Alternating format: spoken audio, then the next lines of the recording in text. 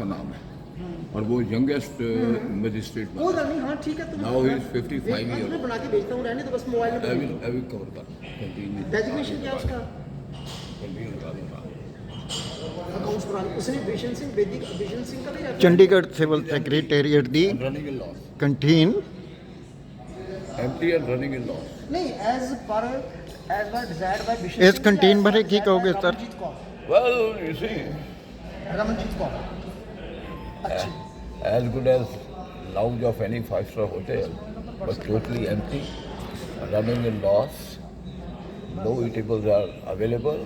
They get patties and samosas and burfis from Mount View, and by 12 o'clock, whatever they bring, that is finished.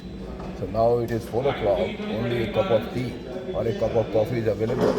No eatables are available. They have And, already closed down chef. and it is running at the mercy of the visitors who are waiting and waiting, and they are taking certain eatables at a subsidized rate. Yes, of course.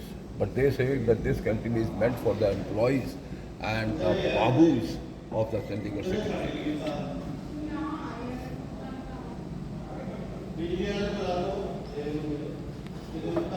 क्या है उसको फीकी बोल फीकी फीकी बना रहा कभी तो बेड़ा ले एक मिनट रुक जाओ ਸਰ ਜਰਾ ਤੁਸੀਂ ਆਪਣੇ ਵੀ ਵਿਚਾਰ ਵਟਾਂਦਰੇ ਦੇ ਦਿਓ ਇਹਦੇ ਵਿੱਚ। नहीं कैंटीन के हेलो फोन नहीं उठाया उन्होंने उस टाइम मैं उसके दे दो वो तो बैठी है रेडी और किचन भी ले लो पेंट्री भी ले लो अच्छा खाली फोटो भी ले लो किचन से पेंट्री क्या है समाचार? बोलो आपकी फीकी चाय आ गई है पेंट्री भी देख लो खाली पड़ा और केस खाली पड़ा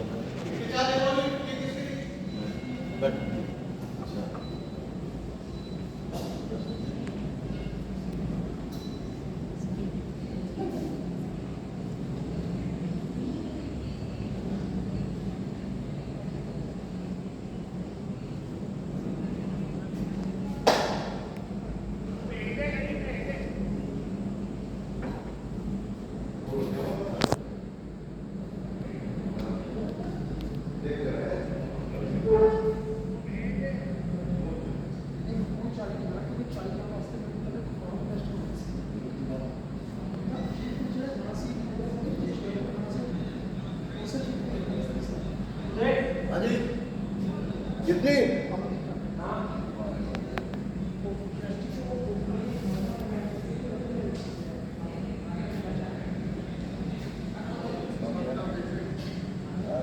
ਬੇਟੇ ਤੁਸੀਂ ਕੰਮ ਕਰਾਉਣ ਆਏ ਹੋ ਜਾਂ EMPLOYE ਹੋ? EMPLOYE ਹੋ ਤੁਸੀਂ? ਅੱਛਾ, ਕੰਟਰੈਕਟ ਤੇ ਹੋ ਜਾਂ ਰੈਗੂਲਰ ਹੋ? ਰੈਗੂਲਰ ਹੋ? You are lucky, more than contractual employees of the Chandigarh administration.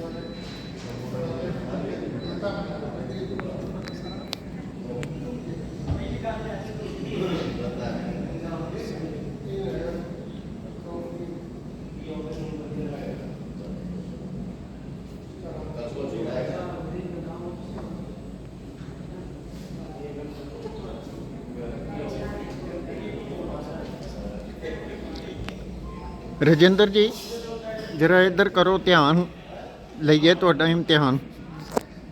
ਤੁਸੀਂ ਸਾਰੀ ਦੁਨੀਆ ਦਾ ਇਮਤਿਹਾਨ ਲੈਂਦੇ ਹੋ। ਤੁਸੀਂ ਇੱਥੇ ਆ ਕੇ ਕੀ ਦੇਖਿਆ ਤੇ ਕੀ ਸੋਚਿਆ ਤੇ ਕੀ ਸਮਝਿਆ? ਅੰਦਰ ਦਾ ਤੇ ਬਾਹਰ ਦਾ। ਅੰਦਰ ਦਾ ਮਤਲਬ ਇਹ ਹੈ ਕੰਟੀਨ ਦਾ, ਤੇ ਬਾਹਰ ਦਾ ਮਤਲਬ ਇਹ ਹੈ ਜਿਵੇਂ ਐਂਟਰੀ ਹੋ ਰਹੀ ਹੈ ਪਬਲਿਕ ਦੀ ਜਾਂ ਸਾਰਾ ਕੁਛ ਦੀ, ਇਹ ਕੱਲ੍ਹ ਨੂੰ ਇਹ ਵੀ ਕਹਿ ਦੇਣਗੇ ਸਰਕਾਰ ਵਾਂਗੂ ਵੀ ਸਾਨੂੰ ਕਾਗਜ਼ ਵਿਖਾਓ, ਤੇ ਕਾਗਜ਼ ਇਹਨਾਂ ਕੋਲ ਆਪਣੇ ਹੈ ਨਹੀਂ ਤੇ ਦਿਖਾਣੇ ਇਹਨਾਂ ਨੇ ਕਿਤੇ ਨੇ। ਇਹ ਜਰਾ ਦੱਸੋ, ਇਹਦੇ ਚਾਨਣਾ ਪਾਓ। ਇੱਧਰ ਦਾ ਤਾਂ ਇਹ ਹੈ ਕਿ ਇੱਥੇ ਦੋ ਚੀਜ਼ਾਂ ਨੇ। ਇੱਕ ਤਾਂ ਦਫ਼ਤਰ ਜਿਨ੍ਹਾਂ ਤੱਕ ਸਾਨੂੰ ਵਾਹ ਪੈਂਦਾ, ਤੇ ਦੂਸਰਾ ਇੱਕ ਕੈਂਟੀਨ ਹੈ ਜਿੱਥੇ ਅਕਸਰ ਅਸੀਂ ਚਾਹ ਪੀਣ ਆਉਂਦੇ ਹਾਂ। ਜਿੱਥੇ ਤੱਕ ਸੰਬੰਧ ਹੈ ਦਫ਼ਤਰ ਦਾ, ਬੜੇ ਅੱਛੇ ਬਿਲਡਿੰਗਸ ਬਣੀਆਂ, ਬੜੀ ਅੱਛੀ ਹੈ। ਤੇ ਫੰਕਸ਼ਨਿੰਗ ਬਾਰੇ ਮੈਂ ਜ਼ਿਆਦਾ ਕੁਝ ਕਹਿ ਨਹੀਂ ਸਕਦਾ ਹਜੇ, ਕਿਉਂਕਿ ਜਿੰਨਾ ਕੁ ਐਕਸਪੀਰੀਅੰਸ ਰਿਹਾ ਕੋਈ ਬਹੁਤ ਅੱਛਾ ਨਹੀਂ ਰਿਹਾ। ਜਿੱਥੇ ਤੱਕ ਸੰਬੰਧ ਹੈ ਕੈਂਟੀਨ ਦਾ, ਕੈਂਟੀਨ ਬੜੀ ਅੱਛੀ ਬਣੀ ਹੈ, ਆਈਟਮਸ ਦੇ ਰੇਟ ਵੀ ਬੜੇ ਰੀਜ਼ਨੇਬਲ ਹੈ। ਪਰ ਮੇਰਾ ਖਿਆਲ ਹੈ ਕਿ ਇੱਥੇ ਸ਼ਾਇਦ ਉਨੀ ਸੇਲ ਨਹੀਂ ਹੁੰਦੀ ਹੋਣੀ ਜਿੰਨੀ ਕੁ ਹੋਣੀ ਚਾਹੀਦੀ ਹੈ। ਅਤੇ ਇੱਥੇ ਇਹ ਜਿਹੜੇ ਵਿਜ਼ਟਰਸ ਨੇ ਉਹ ਬਾਹਰੋਂ ਬਹੁਤ ਘੱਟ ਆਉਂਦੇ ਨੇ, ਜ਼ਿਆਦਾਤਰ ਅੰਦਰਲੇ ਇੰਪਲਾਈਜ਼ ਹੀ ਨੇ। ਜਿੱਥੇ ਤੱਕ ਸੰਬੰਧ ਹੈ ਐਂਟਰੀ ਦਾ, ਪਹਿਲਾਂ ਤਾਂ ਇੱਥੇ ਐਂਟਰੀ ਓਪਨ ਸੀ, ਕੋਈ ਵੀ ਬੰਦਾ ਆਪਣੀ ਵਹੀਕਲ ਲੈ ਕੇ ਐਂਟਰ ਕਰ ਸਕਦਾ ਸੀ। ਪਰ ਹੁਣ ਅੱਜ ਕੱਲ੍ਹ ਇਹਨਾਂ ਨੇ ਸ਼ਾਇਦ ਉਹ ਟੈਗਸ ਜਾਂ ਕੋਈ ਟਿਕਟਸ ਵਗੈਰਾ ਇਸ਼ੂ ਕਰਤੀਆਂ ਜਿਹੜੀਆਂ ਗੱਡੀਆਂ ਤੇ ਲੱਗਦੀਆਂ ਨੇ, ਤੇ ਉਹ ਉਸ ਦੇ ਹਿਸਾਬ ਨਾਲ ਹੀ ਐਂਟਰੀ ਲੌਕ ਕਰਦੇ ਨੇ। ਮੇਰਾ ਖਿਆਲ ਹੈ ਕਿ ਸਪੇਸ ਤੇ ਡਿਪੈਂਡ ਕਰਦਾ ਹੈ। ਜੇ ਤਾਂ ਇਹਨਾਂ ਕੋਲ ਸਪੇਸ ਦੀ ਕਮੀ ਹੈ ਤਾਂ ਠੀਕ ਹੈ, ਜੇ ਸਪੇਸ ਦੀ ਕਮੀ ਨਹੀਂ ਹੈ ਤਾਂ ਹਰ ਇੱਕ ਗੱਡੀ ਨੂੰ ਜੋ ਵੀ ਇੱਥੇ ਕੰਮ ਆਉਂਦਾ ਹੈ ਉਹਦੇ ਕਾਗਜ਼ ਜਾਂ ਉਹਦਾ ਰੀਜ਼ਨ ਚੈੱਕ ਕਰਕੇ ਉਹਨੂੰ ਲੌਕ ਕਰਨਾ ਚਾਹੀਦਾ। ਦੂਸਰਾ, ਫਿਰ ਕਈ ਵਾਰ ਕਹਿੰਦੇ ਕਿ ਐਂਟਰੀ ਅਲਾਉ ਨਹੀਂ, ਉਹ ਬਾਹਰ ਸੜਕ ਤੇ ਖੜੀ ਕਰ ਸਕਦੇ ਨੇ। ਇਹਦੇ ਵਿੱਚ ਇਹ ਦੇਖਣ ਵਾਲੀ ਗੱਲ ਹੈ ਕਿ ਕਿਉਂਕਿ ਸੜਕ ਤੇ ਪਾਰਕ ਕਰਨਾ ਇਲੀਗਲ ਹੈ, ਰਿਸਕੀ ਵੀ ਹੈ, ਤਾਂ ਇਸ ਕਰਕੇ ਉਸ ਨੂੰ ਲੀਗਲ ਐਂਗਲ ਤੋਂ ਵੀ ਦੇਖਿਆ ਜਾਣਾ ਚਾਹੀਦਾ ਵੀ ਜਿਹੜੇ ਵੀ ਬੰਦੇ ਇੱਥੇ ਵਿਜ਼ਟਰ ਨੇ ਆਉਂਦੇ ਨੇ, ਜੇ ਉਹ ਗੱਡੀ ਤੇ ਆਉਂਦੇ ਨੇ ਤਾਂ ਉਹ ਕਾਰ ਜਾਂ ਗੱਡੀ ਆਪਣੀ ਵਹੀਕਲ ਕਿੱਥੇ ਖੜੀ ਕਰਕੇ ਆਉਣ। ਇਸ ਦਾ ਮਤਲਬ ਇਹ ਹੈ ਕਿ ਪਬਲਿਕ ਨੂੰ ਦਲੀਲ ਕਰਨ ਦਾ ਇੱਕ ਨਵਾਂ ਤਰੀਕਾ। ਇਸ ਦਾ ਮਤਲਬ ਇੱਕ ਇਹ ਹੈ ਕਿ ਬੇਸਿਕਲੀ ਕਿ ਇਹ ਜਿਹੜੀਆਂ ਬਿਲਡਿੰਗਸ ਹੈ, ਪਬਲਿਕ ਆਫਿਸਿਸ ਹੈ, ਬਣੇ ਤਾਂ ਪਬਲਿਕ ਲਈ ਨੇ, ਤੇ ਪਬਲਿਕ ਦੀ ਸਹੂਲਤ ਦਾ ਵੀ ਧਿਆਨ ਰੱਖਿਆ ਜਾਣਾ ਚਾਹੀਦਾ ਕਿ ਜੇ ਪਬਲਿਕ ਵੀ ਅੱਜ ਦੀ ਡੇਟ 'ਚ ਆਪਣੀ ਵਹੀਕਲਸ ਤੇ ਆ ਰਹੀ ਹੈ ਤਾਂ ਉਹਨਾਂ ਦੀ ਵਹੀਕਲਸ ਬਾਰੇ ਵੀ ਸੋਚਿਆ ਜਾਣਾ ਚਾਹੀਦਾ ਵੀ ਕਿੱਥੇ ਖੜੀ ਕਰਨ। ਤੁਸੀਂ ਕੀ ਕਹਿੰਦੇ ਹੋ ਇਹਦੇ ਬਾਰੇ ਸਰ? और सर पब्लिक बारे कोई नहीं सोचता, बस public is only to pay taxes taxes taxes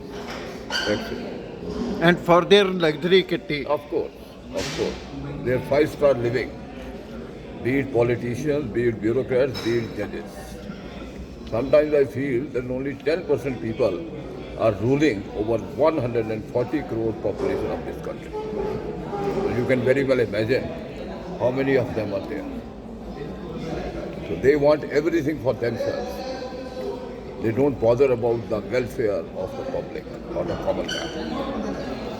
ਇੱਕ ਗੱਲ ਹੋਰ ਤੁਹਾਨੂੰ ਦੱਸ ਦਿਆਂ, ਇੰਨੇ EMPLOYEES ਨੇ, ਉਹਨਾਂ ਨੂੰ ਕਦੀ ਚਿਲਡਰਨ ਅਲਾਊਂਸ ਨਹੀਂ ਮਿਲਿਆ, ਜਦ ਕਿ IAS ਆਫਿਸਰਸ ਦੇ ਬੱਚਿਆਂ ਲਈ ਚਿਲਡਰਨ ਅਲਾਊਂਸ, ਐਜੂਕੇਸ਼ਨ ਅਲਾਊਂਸ ਮਿਲਦਾ ਔਰ ਉਹਨਾਂ ਨੂੰ ਉਹਨਾਂ ਦੀ ਮਰਜ਼ੀ ਦੇ ਇੰਸਟੀਟਿਊਸ਼ਨ ਵਿੱਚ ਪੜ੍ਹਨ ਦੀ ਪਰਮਿਸ਼ਨ ਹੈ। ਕੀ ਇਹਦੇ ਬਾਰੇ ਠੀਕ ਹੈ ਗੱਲ ਕਿ ਗਲਤ ਹੈ? Bureaucrats, judges and politicians, they want everything for themselves, and that too free of cost Without and at the cost of public acceptance. without accountability. No accountability, no credibility, no honesty, no integrity, and no capacity to do the work in accordance with law. ਅੱਜ ਗੱਲ ਯਾਦ ਆਈ, post graduation ਕਰਦਿਆਂ ਇੱਕ ਕਿਤਾਬ ਹੱਥ ਲੱਗ ਗਈ, paradise lost, John Milton ਦੀ। ਤੇ ਜਦੋਂ ਮੈਂ 2 ਕਿਤਾਬਾਂ ਅੱਗੇ ਦੇਖਿਆ ਤੇ ਉਹਦੇ ਵਿੱਚ ਲਿਖਿਆ ਹੋਇਆ ਸੀ ਪੈਰਾਡਾਈਜ਼ ਗੇਨ, ਉਹ ਵੀ ਜੌਨ ਮਿਲਟਨ ਦੀ। ਇਹਦੇ ਬਾਰੇ ਕੁਝ ਕਹਿ ਦਿਓ ਥੋੜ੍ਹਾ ਜਿਹਾ। Well, Paradise Lost is an epic, and the theme of this poem is the fall of man and to justify the ways of God to man.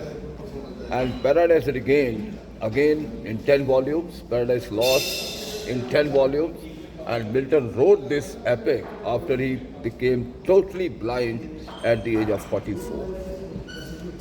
So it's a wonderful poem, but beyond the comprehension of a common man. So you have to be a literature to understand the language, substance and context of this poem. ਇਹ ਗੱਲ ਕਰੈਕਟਰਾਈਜੇਸ਼ਨ, ਇੱਕ ਕਿਹਾ ਜਾਂਦਾ ਸ਼ਬਦ, van the character is lost everything is lost. 2 ਗੱਲਾਂ ਅਗਲੀਆਂ ਤੋਤੀ ਕਰ ਦਿਓ ਪੂਰੀਆਂ। Character is what you are in the dark. ਬੜੀ ਦਾ ਮੈਨੂੰ ਇੱਕ ਜੁਮਲਾ ਯਾਦ ਆ ਗਿਆ, ਇੱਕ ਹਰਿਆਣੇ ਦਾ ਬੰਦਾ ਇੱਕ ਭੈਂਸ ਖਰੀਦਣ ਗਿਆ ਤੇ ਉਹਨੇ ਇੱਕ ਜਿਹੜਾ ਭੈਂਸ ਵੇਚਣ ਵਾਲਾ ਸੀਗਾ ਉਹਨੂੰ ਕਹਿਣ लगा इस भैंस की क्या कीमत है? बोला जी इसकी कीमत 10,000 रुपये है। बोले कितने लीटर दूध देती है? बोला 5 लीटर। बोला ठीक। उसने दूसरी भैंस पूछी, बोले इसकी क्या कीमत है? बोले इसकी कीमत है 15,000 रुपये। बोला ये कितने लीटर दूध देती है? बोला ये 8 लीटर दूध देती है। बोला वेरी गुड। तीसरी उसने कहा ये मुर्रा भैंस है, इसकी क्या कीमत है? बोला जी इसकी कीमत है 25,000 रुपये। बोला ये कितने लीटर दूध देती है? बोला ये बिल्कुल दूध नहीं देती, ये इसके करेक्टर की कीमत है क्योंकि अभी तक गया ही नहीं। तो this is the character we have in this country.